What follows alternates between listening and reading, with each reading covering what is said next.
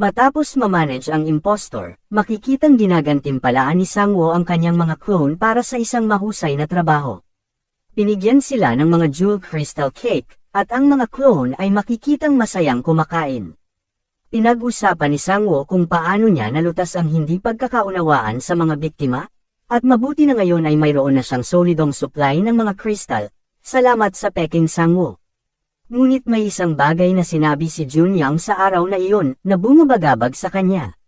Lumipat sa isang flashback sa araw na nahuli nila ang impostor, at makikitang sinabihan ni Junyang si Sangwoo na mag-ingat sa akademya. Sinabi ni Junyang na pakiramdam niya na parang may nangyayaring hindi kapani-paniwala, at hindi niya maisip na nagsasanay sila bilang mga hunter at nagbibigay lamang sila ng mga libreng kasanayan dahil lamang sa mabuti nilang kalooban. Nagtanong si Sangwoo kung ano ang ibig niyang sabihin doon, ngunit sinabi ni Junyang na hindi pa niya ito natitiyak at sinabi sa kanya na kapag nakakuha na siya ng tumpak na impormasyon, sasabihin ito sa kanya. At sa kanyang huling mga salita bago siya umalis, binalaan niya si Sangwoo na huwag pumunta sa prayer room. Naalala ni Sangwoo na ang prayer room ay kung saan siya nagkaroon ng klase tungkol sa kasaysayan ng system, ngunit isinaad niya na ginamit niya ang kanyang clone para umattend dahil ayaw niyang mag-aksaya ng kaunting oras. Napabuntong hininga siya habang iniisip ang mga sinabi ni Junyang. Lumipat ang eksena sa akademya kung saan ang propesor ni Sangwoo at ang presidente ng paaralan ay nagtatalo tungkol sa grado ni Sangwoo sa kompetisyon ng 3-on-3. Inihiling niya kay Propesor Yan na ipaliwanag kung paano nakakuha si Sangwoo ng A+ average, at tinanong siya kung talagang naiintindihan niya ang iniutos nito sa kanya. Kalmadong tumugon at sinabi niya na ginawa niya ang iniutos nito sa kanya at hindi lamang pinagbawalan siya sa kanyang kakayahan, kundi nagbigay din sa kanya ng pampahinang potion. Ang presidente ay galit na galit, at iginiit na ang potion ay walang epekto sa kanya, pero ipinaliwanag ni Propesor Yan na si Sangwoo ay hindi nanloko kaya wala siyang magagawa sa resulta. Nagpatuloy sa pagrereklamo ang presidente at nagsasaad na kailangang higpitan si Sangwoo upang makontrol ang high-rank hunter sa akademya, at sa kanyang patuloy na pagsasalita, isang mesa ang tumilapon sa pader sa likuran niya, na nagpatakot sa kanya. Sinabi ng propesor sa presidente na ingatan ang kanyang pananalita at kailangan ng presidente ang kanyang lakas, na sinasabi kung gaano kababa ang mga ranggo ng iba pang mga propesor na hindi kayang mapangasiwaan ang mga klase para sa mga B-rank hunters. Kinwestiyon niya ang presidente sa plano niyang kontrolin ang kanyang mga high-rank hunters na estudyante sa pamamagitan ng elixir, at kumukulo ang dugo ng propesor dito. Sinabi niya na hindi siya direktang makakagawa ng anuman dahil walang makakopigil kay Sangwoo, at gumamit na siya ng maliliit na mga paraan para ibaba ang kanyang istatistika, ngunit dinaig niya ang mga ito. Ang presidente ay gumawa ng mga dahilan para dito, ngunit sinabi ni Propesor Yan na susundin niya ang kurikulum at kung tatawagan siya muli para sa isang bagay na walang kabuluhan, papatayin siya nito, at dahil doon, malakas niyang senaryo ang pinto at nasira ang silid. Ang presidente, na galit, ay nakipag-usap sa telepono sa isang misteryosong tao at binyantaan si Yan, na sinasabing kung mapapanatili niya pa rin ang kanyang kayabangan. Sinabi niya sa tao sa telepono na italaga si Propesor Yan bilang propesor sa prayer room simula ngayon, at ang panel ay nabalot ng dilim.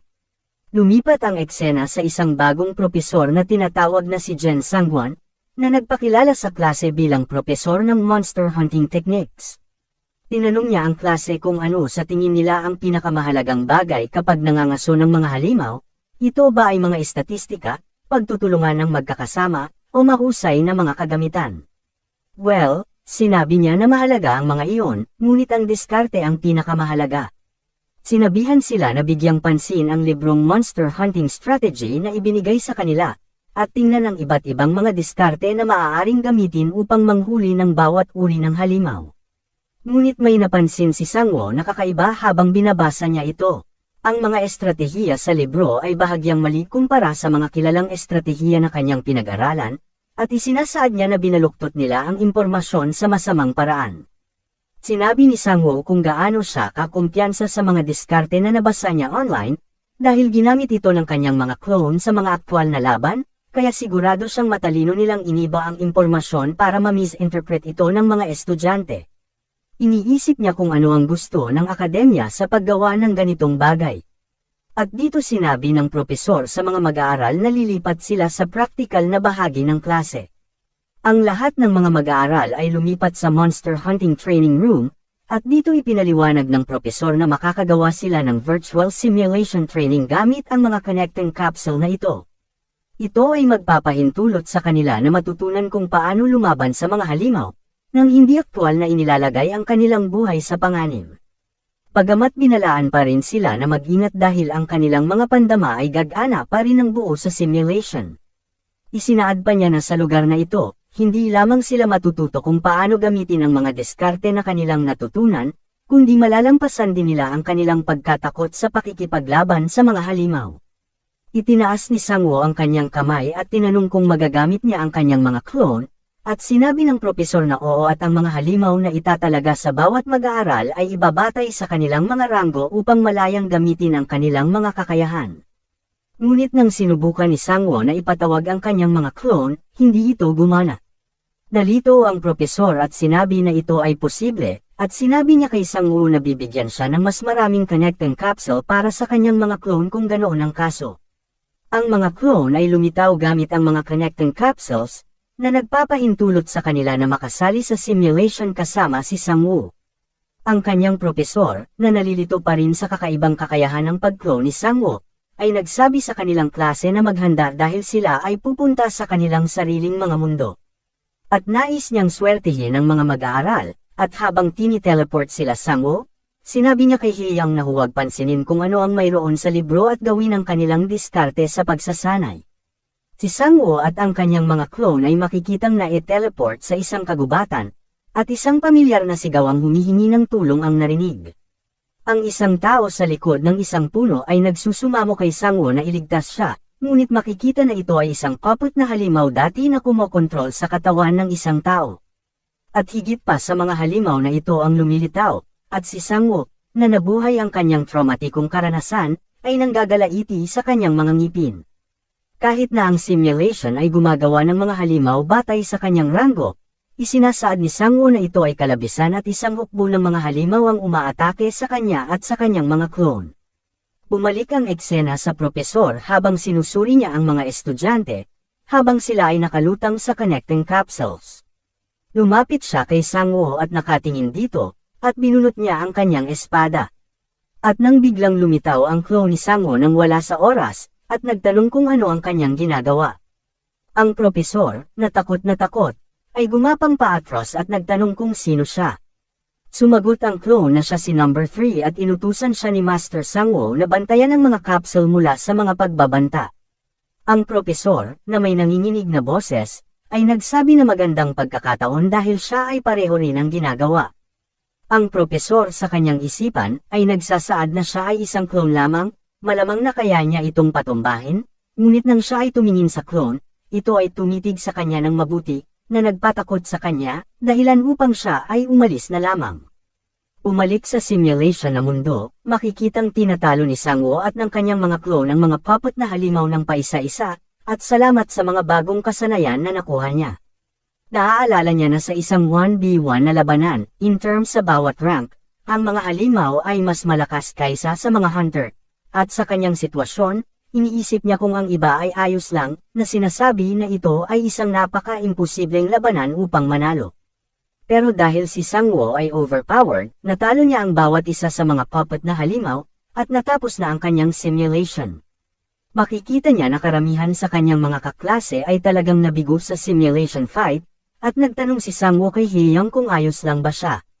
Ipinaliwanag ni Hiyang na siya ay nakipaglaban sa malalaking halimaw na pagong at ang kanyang mga pag-atake ay tumalbog lamang, biniro siya ni Sangwoo at sinabing tumakbo na lamang sana, dahil sila ay mga pagong naman. Ang propesor ay sumingit at sinabi sa klase na lahat sila ay nagtagumpay, kahit na sila ay natalo o nanalo sa simulation fight. Pinatitibay niya ang pangangailangan ng diskarte nila, at sinabi sa klase na dapat nilang tiyakin na matutunan at pag-aaralang mabuti ang mga ito, at doon na niya tinapos ang klase. Bago umalis si Sangwoo, ibinulong sa kanya ni number 3 na may kailangan siyang sabihin. Lumipat ang eksena kay Sangwoo at sa kanyang clone na naglalakad pabalik mula sa klase, habang sinasabi sa kanya ng kanyang clone ang lahat ng nangyari noong nasa simulation world sila. Si Sangwoo, na iniisip kung bakit ginawa iyon ng propesor, at isinasaad na maayos ang lihim niyang pagtawag kay number 3 kung sakali. Gaya nga ng sinabi ni Junyang, napagtanto ni Sangwoo na puno ng misteryo ang akademya. Sa kanyang isip, nagtataka siya kung bakit ang akademya ay gumawa ng kompetisyon laban sa kapwa nila manlalaro na magkagrupo, pero sa hunting ground training ay ginawa lamang nilang mag-isa ang bawat mag-aaral na dapat ay gawin na magkakagrupo kung ibabase sa aktwal na labanan. Biglang sumingit si Hae-young at nagambala si Sangwoo at ang kanyang clone, at nagtanong ito kung ano ang kanilang pinag-uusapan. Sinabi ni Sangwoo na wala iyon, at iniba niya ang paksa na nagtatanong kay Hae-young kung ano ang kanilang susunod na klase. Si Hae-young, na nagtataka kung bakit siya naguguluhan ngayon, at sumagot siya na mayroon silang susunod na klase sa System History and Understanding. Isinalaysay niya na ito ay nasa prayer room, at natigilan si Sangwoo. Naaalala ang sinabi ni Junyang tungkol sa prayer room. Ipinatong ni Sangwoo ang kanyang mga kamay sa kanyang ulo at tinanong si Hae-young kung gusto niyang lumiban sa klase upang manood ng pelikula kasama siya. Tumawa si Hae-young at nagtanong kung anong nangyari sa kanya, na sinasabi na ito ay isang mandatory class kaya hindi nila ito maaaring ipagpaliban. Idinagdag ni Hae-young na ito ay masaya at sinasabi na makabuluhan ang pagkakaroon ng ganoong uri ng kasaysayan ng sistema. Pero sinabi ni Sangwoo na siya ay seryoso, at ipapa-attend niya lamang ang kanyang mga clone para maging maayos lang. Pero bigla siyang hinawakan ni Hae-young, at sinabi na dapat siyang pumasok. Ano ang mangyayari sa kanila ni Hae-young, at ano ang itinatago ng akademya?